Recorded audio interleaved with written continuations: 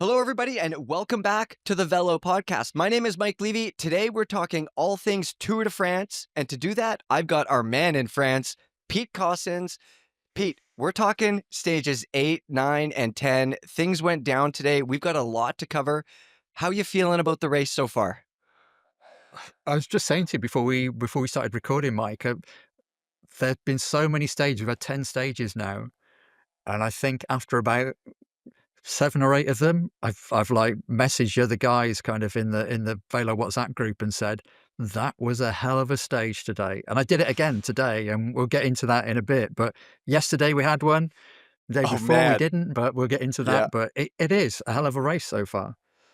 Yeah, yesterday was absolutely amazing. We're gonna talk all about that. I think Van der Poel, he didn't win the stage, but he won everybody's hearts, didn't he?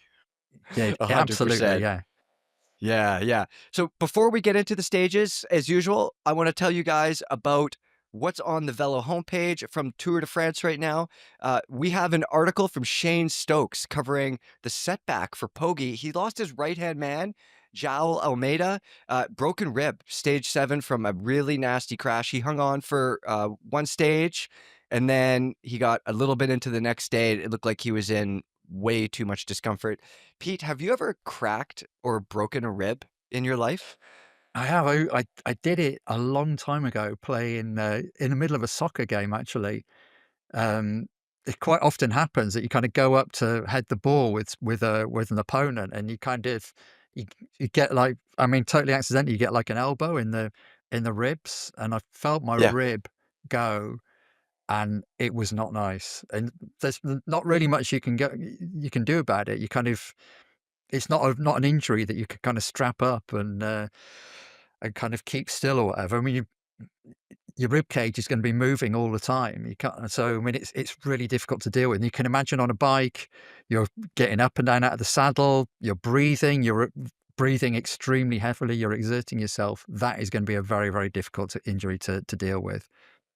Yeah, if I was Almeida, I would have rather broken my wrist, knock on wood, everybody, than a rib. I've cracked some ribs before, and it obviously hurts to breathe, but, like, you could feel good for, like, a week. 2 weeks later, you feel good for a week, and you're like, "Whoa, let's hit it." And then you, like, lean over to pick something up, and it's game over. So you can imagine how bad Almeida must have been feeling. Those boys are breathing, so not good. We're also going to get into the rivalry between the two super teams, which, Pete, was a big factor on stage 10. So Andrew Hoodie has a great article delving into the rivalry between those two teams and how deep it actually runs. We saw some angry riders in a feed zone a couple stage ago. So that's where this thing come from.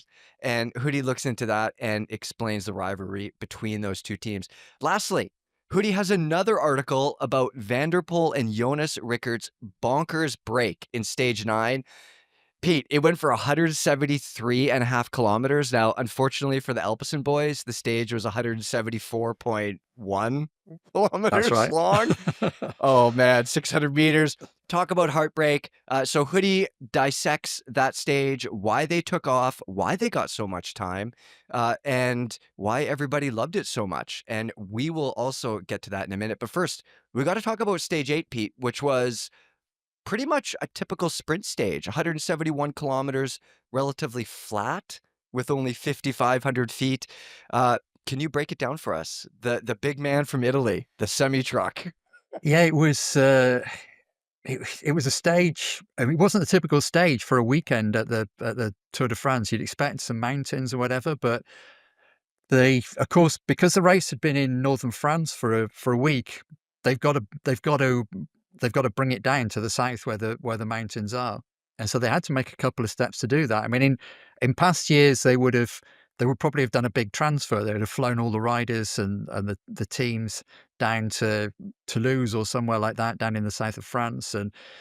But in these days where everybody's kind of a bit more environmentally aware, they try and keep everybody on the road and not Oh, kind of go to those excesses. So they took 2 steps down to the Massif Central, and the first one was this stage into Laval, where I think there was only one categorized climb all day, and they basically they rode into a head where there was a headwind blowing all day, and nobody wanted to go in the breakaway. And we kind of ended up with this. I mean, the riders were still moving quick; they weren't dawdling.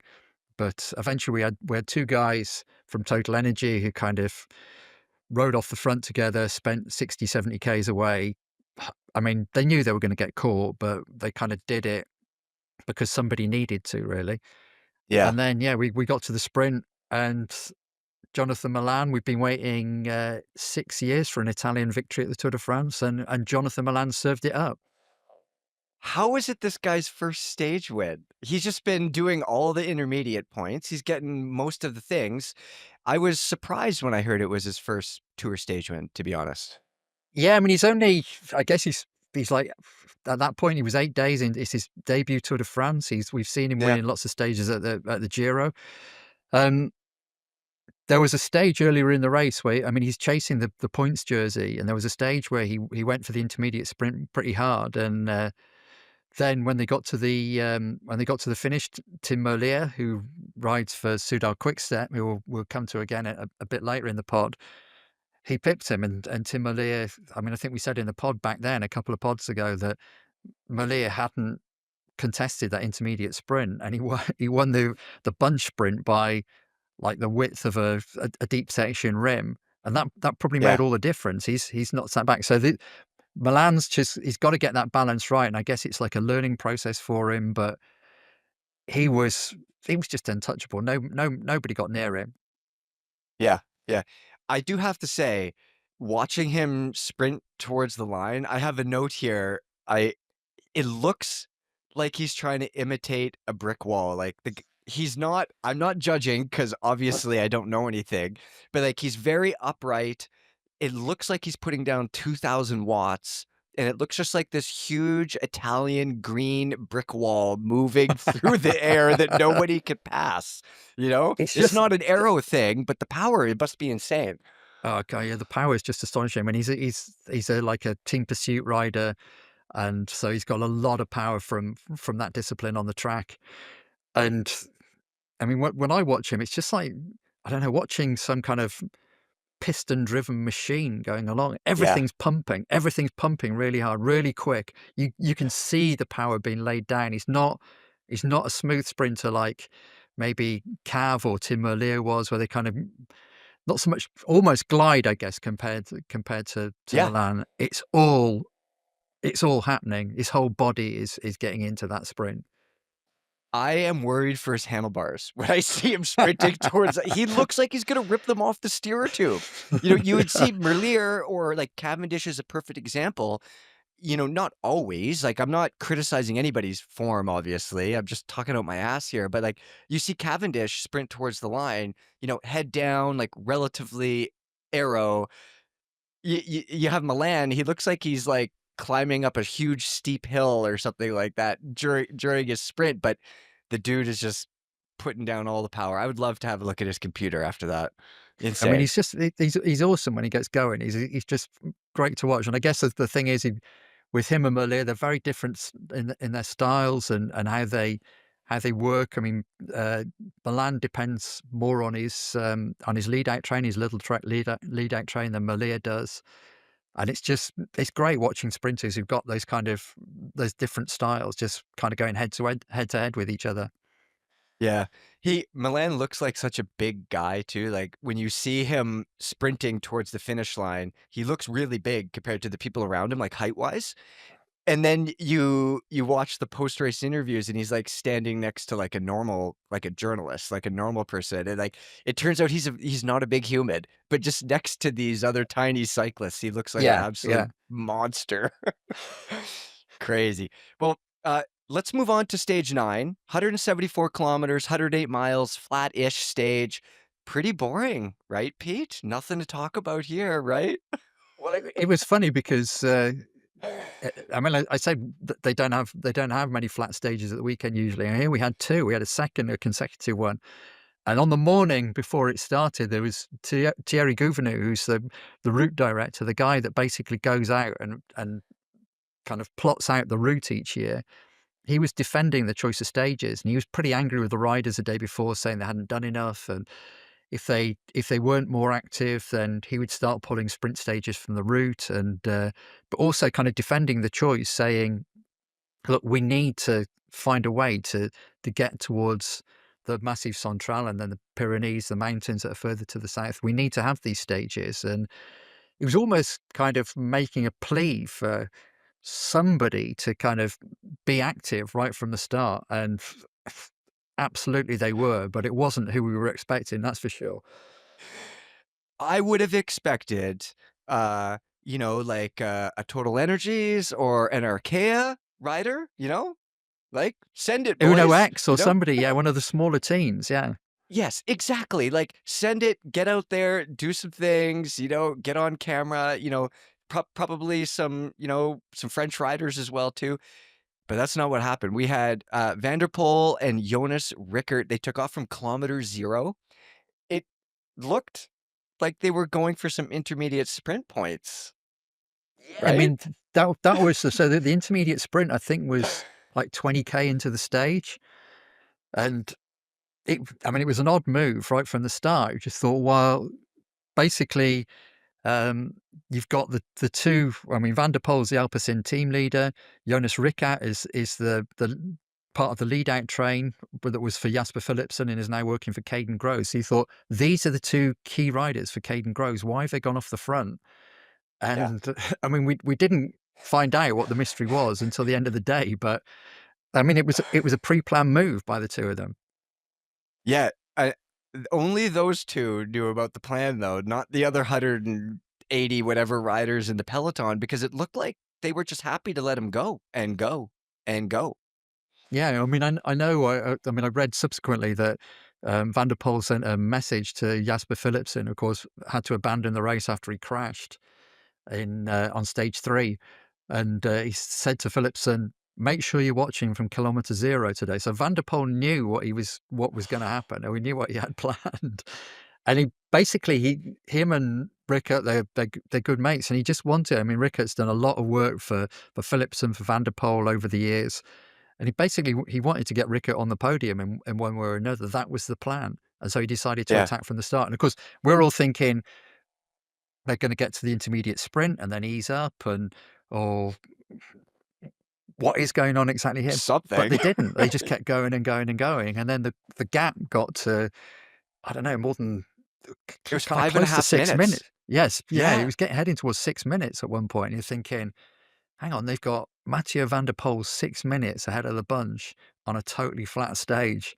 This this is going to get really messy in a minute. Yeah. What a sight on a day that it could have been. I mean, none of these days are boring. I don't wanna say like a sprint stage is boring, but on a day that people didn't really expect too much excitement, I mean, an absolutely epic breakaway. I thought they were gonna get it, and then the gap boiled down. It looked like at one point Lisa Bike said, "Oh shit." And Well, also you there was a g point at one point in the stage, because Little Trek, obviously they're trying to set up Jonathan Milan for the stage win, and um, they started throwing. I mean, I think they had Thibaut Nace, who was kind of chasing behind the break for a long time, and he was making no impression on Van der Poel and Rickert's lead at all. So they kind of then Tom Squins went in there, and Simone Consoni, who's the lead out man for Jonathan Milan. They were all giving it a go, and Quinn Simmons did a little bit, although they saved him a bit, and we'll come to that in a minute. And it was just great. And the Trek DS was kind of, he radioed his riders at one point and said, "Look, guys, I've been talking to other teams looking for some help, and nobody wants to help us. No, they're all basically just saying, get on with it. We don't want to chase this guy." I love it. In a time when racing makes sense in a way that, like, a lot of these riders are doing, or teams too, they're doing, like, sort of what you'd expect them to do. They're communicating via team radios, and they're watching their power meters, and they're thinking about the days coming up. In a time when the racing can be exciting, but sometimes predictable, seeing this, it just is awesome. It looks like those guys, they just didn't give a shit and they just sent it. And unfortunately, it didn't quite work out. 600 meters, 700 meters Yeah, I mean, I they think had. Jonas Rickaert, they stayed together until like 6 kilometers from the end, and then Jonas Rickaert, I think basically every muscle in his body cramped at that point, and he just Yeah. swung out of the way, and Van der Poel went on, and it looked for a moment he only had like 30 seconds, but they were kind of gaining on him like 4 seconds a kilometer until like 2 kilometers, and 2 kilometers from the end, there was a bit of a drag, and then they got right on his heels, and they caught him like, I don't know, 600-700 meters from the line. It was kind of heartbreaking, but I don't know. We just kind of, I think everybody was thankful for the two guys for what they'd done. I mean, it was just astonishing to see. It wasn't like you say, it wasn't like modern day cycling at all. It was just kind of a completely crazy, almost thoughtless attack, really. I mean, it wasn't thoughtless, but that's what it appeared like. You know what it was? It was an attack that came more from the heart than the Yeah. brain. Yeah. That's exactly what it was, and I think that's why every single cycling fan was rooting for those guys to pull it off, and I know they're not going to just let them have the stage, but, like, a small part of me was like, "Guys, just, like, why don't we just call a truce and let Van der Poel roll in with this one?" You know, This he would be deserves such it. this would be such a like the deserved result on the day. I mean, I guess the one thing was they were caught, but Rickert did end up on the podium because he won the award as the most combative rider for the stage. So Van der Poel Yeah. achieved his goal, and Rickert was really pleased to be up there. And kind of obviously he disappointed the team couldn't get the stage win, but I mean it was a hell of a day out for the two of them. Yeah. Okay, Pete, tell me who won the stage and how he did it. I mean, I mentioned Tim Merlier earlier. It looked like it was going to be Jonathan Milan was going to take the bunch sprint came together. I mean, what was interesting about it was because all the teams had to throw so many riders at the chase behind Rickert and Van der Poel, there wasn't really a proper lead out. I think Milan had maybe one rider with him. Danny Van Poppel actually led out the sprint, a Red Bull sprinter. Milan went by on one side of him. Merlier came around the other. And just I don't know. Malay just seems to have the speed when he's Mhm. got a good run at Milan to beat him. And I read there was this great stat afterwards. He kind of pipped him by half a wheel or something, and it was his fifth Grand Tour win. And Jonathan Milan has been second on every one of those Grand Tour victories that Oh, boy. Tim Merlier has. So he's obviously got the edge on the Italian. That's a rivalry I like to see, and they couldn't be more different as far as sprinters go, right? Like, they approach this thing entirely different, which is great to see as well. Yeah, Yeah, yeah, completely different styles. It's really great to see. yeah. Pete, given that stage 10, the day after Van der Poel's nearly win all-day breakaway, is a big day of climbing. It's almost 15,000 feet in stage 10. Was there any element of teams playing it safer and conserving some energy in stage 9 that might have contributed to that gap opening up, or is that not a thing? Yeah, I think there was definitely that. I think, certainly when the little Trek DS went to, Visma Lease bike, they were like, "Well, we're not gonna chase behind Van der Poel. We've got more difficult stages coming up." And UAE, who obviously were defending in the yellow jersey with Tadej Pogacar, they weren't gonna chase behind him either. It wasn't in their interest. I mean, what undid Van der Poel and Rickart's attempt in the end was the fact that there were some crosswinds towards the end of the stage, and that caused there were splits in the bunch, and it just caused this kind of frantic to and fro, and there was lots of attacking, and that kind of did for them in the end. But I mean, definitely, I mean, Little Trek, they saved Quinn Simmons for stage 10. They didn't commit him on stage 9 like they normally would have done on a sprint stage because they knew that stage 10 had the kind of profile that would suit the American champion, and other teams are doing that as well. Yeah, yeah, thinking ahead for sure. Well, let's talk about stage 10 because it's not the biggest mountain day, but it's like 15,000, almost 15,000 feet of climbing, which seems crazy to say it's not the biggest mountain day. Uh, Big day in the mountains, though. Break it down for me. How did things start taking off here? Well, it was a stage of no less than 8 climbs, so we didn't have anything Bearing in mind that we've only had the toughest climb so far has been a third cat. We had 7 second category climbs, so nothing kind of really high or really testing, but a big step up from what we've had before. And they started right from the off, so there were attacks pretty much from the start line. Jonathan Milan and the sprinters all got dropped like within the first dozen kilometers. I think they never saw the front of the race again. And as often happens on these stages in the Massif Central, there was a big group went away because they're not high climbs. A lot of riders think I've got a chance on this stage, and a lot of teams thought they had a chance because they guess that UAE may not they might not chase. And I guess part of that was down to the fact we should have mentioned João Almeida's abandon the day before. So UAE have been weakened. They lost Almeida, and it became clear pretty early on in the stage that a couple of their other riders weren't feeling great either. Pavel Sivakov got dropped early on, and so teams just kind of threw everything at that. And we ended up with 29 riders away. EF Education had 4 riders up there. Israel had 3. There were other teams with multiple riders. I mean, the group was far too big for it to work because riders weren't collaborating. And there was lots of toing and froing then. And eventually we kind of got this group of, I think it was about 16 or 17 riders that kind of went away and got a gap. And yet again, we had Quinn Simmons, US champion Quinn Simmons in there, and Ben Healy, as we saw on stage 4. And we had Michael Storer in there, who was third on that stage that Healy won, and when Quinn Simmons was second. So we had the kind of the usual candidates, breakaway candidates in there. Yeah, yeah.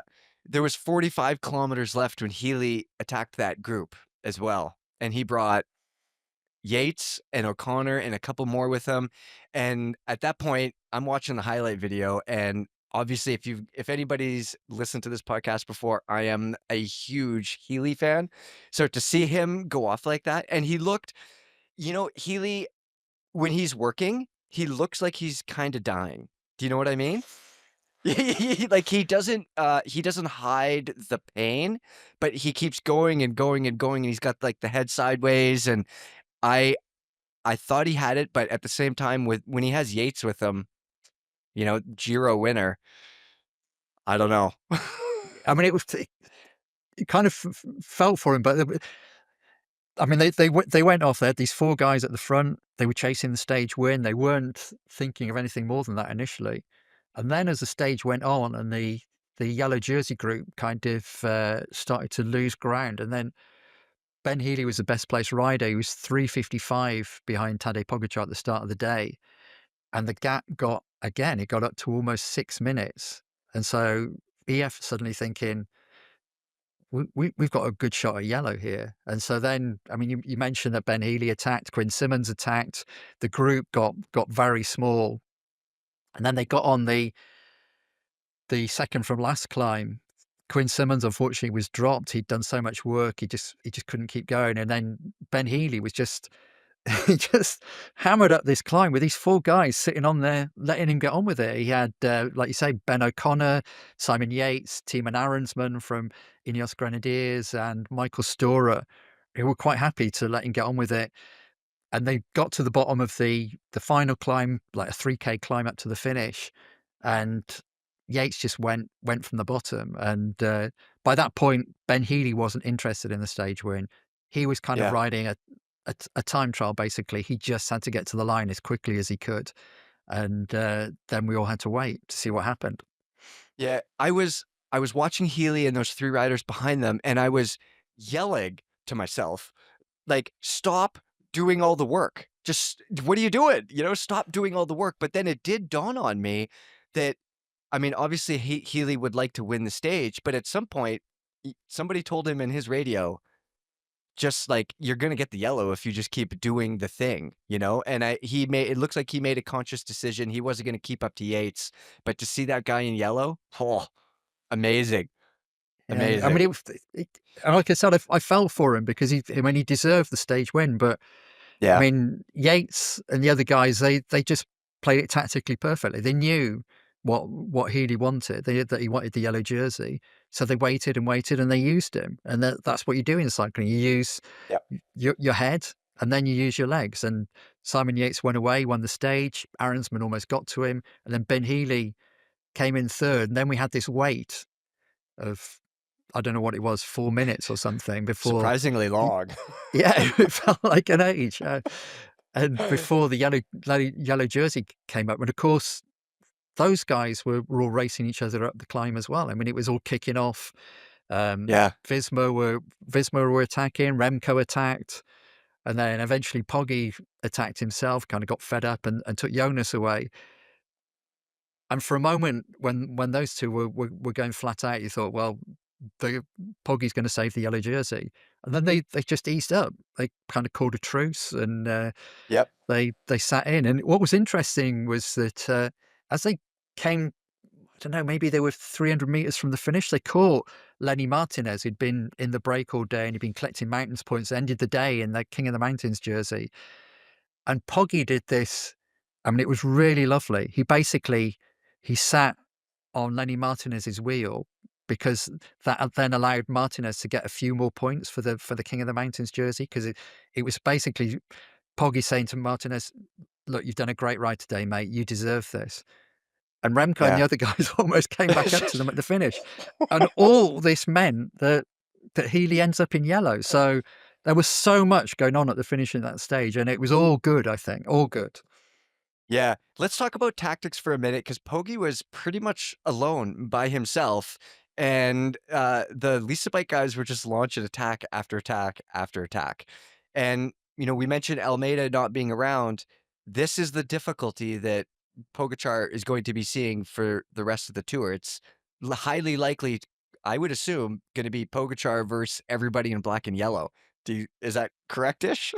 Yeah, I mean, I think it's worth looking back to the first tour that Jonas won in 2022, where I mean, Visma were doing this all the way from the start of the race. They were attacking and they were attacking, and Poggi was responding and responding, and then got to the point we were talking about the other day on the Galibier stage that went to the Col de Granon.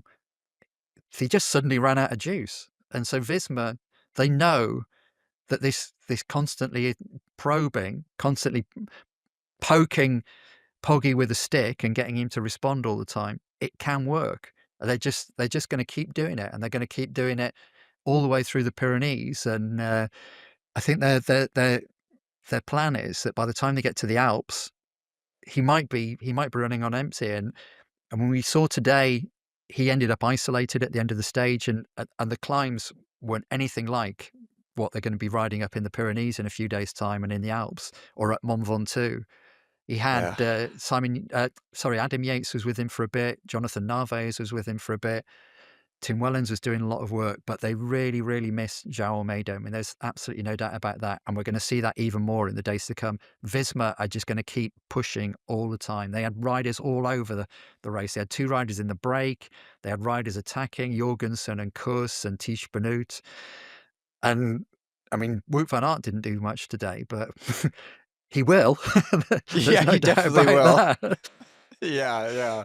Yeah, no, this is, this been interesting to see, and, there's there's every chance that it comes back to some of the stuff we were talking about many podcasts ago about, you know, super team versus super team, but also Poggi working really hard, like, maybe too often. Like, the guy is not invincible, even Yeah. though he looks like it's not most of the time. Um, so yeah, I think things are gonna be real interesting here once we get into the mountains. Yeah, we're not It's gonna far be away. something We're not else. far away. They're coming. Yeah.